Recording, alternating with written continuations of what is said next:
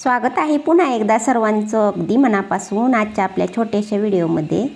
तर हे आपल्या शेतातलं ना मुगाचं शेत होतं।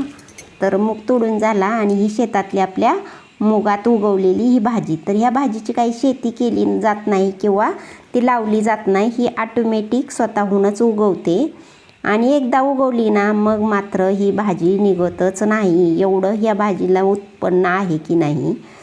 तर आता इथं मी 2 माणसासाठी एवढी 2-3 माणसासाठी पुरेशी होती एवढीच काढून घेतलेली आहे। खूप सारी आहे पण म्हणलं ताजी ताजी। तर ह्या भाजीला एकदम छान असं चांगलं चोळून म्हणजे चांगलं भिजवून ठेवावं लागतं आणि धुवावं लागतं।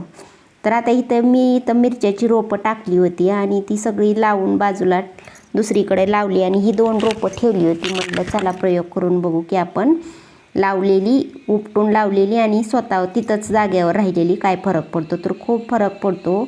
उपटून लावली की मग त्याच्या मागं रोगराई लागते। तर ही जी 2 झाडं आहेत ती एकदम छान अशी आलेली आहे ती। तर भाजी चांगली स्वच्छ नळाखाली धुवून 5 मिनिटं भिजायला ठेवून नितळायला ठेवलेली, कारण ह्याला ना ह्याच्या मुळांशी ना खूप माती असते। तर आता मी धुवून कापून ठेवलेली आहे भाजी नितळायला। मुगाची डाळ भिजू घातलेली आहे, हिरवी मिरची, लसूण आणि कांदा एक घेतलेला आहे। तर आता ह्याला मी हिरवी मिरची आणि लसणाला ठेसून घेणार आहे। तर आता इथं तुम्ही आता आपल्याकडं लाईट नसते दिवसा, म्हणजे दिवसभरच लाईट नाही असं समजा अशी असते। तर मी ह्याच्यावर ठेसून घेते। मिक्सरमध्ये पण तुम्ही बारीक ओबडधोबड करू शकता। एकदम बारीक पण नाही करायचं, थोडंसं ठोसारच ठेवायचं।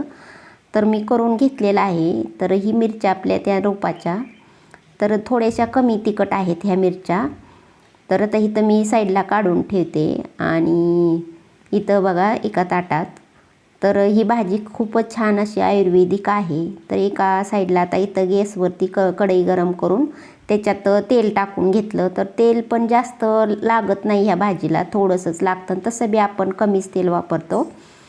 तेल गरम झालं की ह्याला बाकीचं जिरी मोहरीची काही आवश्यकता नसते, टाकली तरी चालते पण नाही आवश्यकता। कांदा मी टाकते फोडणीला, चांगला कांदा परतून घेते। तर कांदा एकदम बारीक पण नाही बारीक पण कापायचा नाही, थोडा मोठा मोठाच ठेवायचा, कारण तो कांदा भाजीत दिसला पाहिजे आणि भाजीला हे कांदा आवर्जून टाकावा लागतो, त्यांनी छान चव लागते। नंतर मग कांदा हलकासा गुलाबी झाला की मग मी त्याच्यात हिरवी मिरची आणि लसूण ठेचलेला टाकून परतून घेते।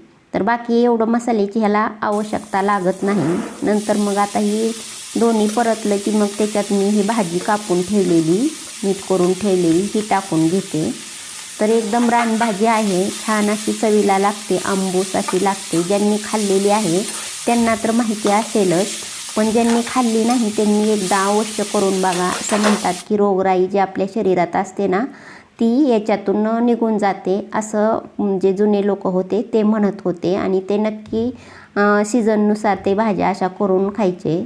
तर नंतर मग चांगली परतून घेतली की मी त्याच्यात डाळ टाकलेली आहे। तर डाळीचं म्हणायचं तर डाळ ह्याला तुम्ही कुठलीही हरभऱ्याची डाळ, तुरीची डाळ, मुगाची डाळ, मसुरीची डाळ कुठलीही डाळ वापरू शकता, कारण ती ह्याच्यातला जो भाजीचा आंबटपणा, थोडासा आंबूसपणा असतो ना तो डाळीमध्ये उतरतो आणि डाळ एकदम लाजवाब, एकदम खमंग अशी डाळ लागते।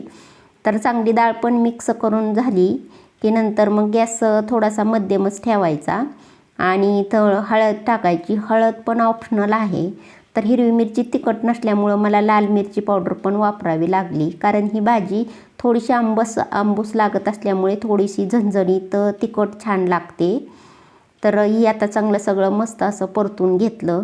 भाजीला अजिबात टाईम लागत नाही, लगेच पटकिनी होते, पण कधी कधी कसं डाळीतला कच्चापणा जाण्यासाठी थोडासा वेळ ठेवावी लागते। नंतर मग वरून ना इथं मी 2 चमचे भाजलेले शेंगदाण्याचं कूट वापरते आणि चवीनुसार मीठ, कारण आपण मिरची कुटताना मीठ वापरलेलं होतं, त्यामुळं मग थोडंसं बेतानीच मीठ वापरायचं आणि चांगलं मस्त असं परतून घ्यायचं छानपैकी। गॅस मध्यम ठेवायचा, एकदम कमी पण नाही ठेवायचा, फुल पण नाही ठेवायचा आणि एक वाफ काढून घ्यायची।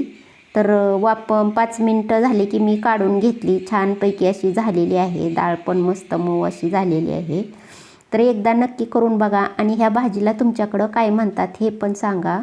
छोटासा व्हिडिओ आहे, आवडल्यास लाईक करा आणि अशाच नवनवीन रेसिपी पाहण्यासाठी आपल्या छोट्याशा चॅनलला लाईक, शेअर आणि सबस्क्राईब करा. भेटू पुन्हा एकदा नवीन व्हिडिओमध्ये. तोपर्यंत धन्यवाद.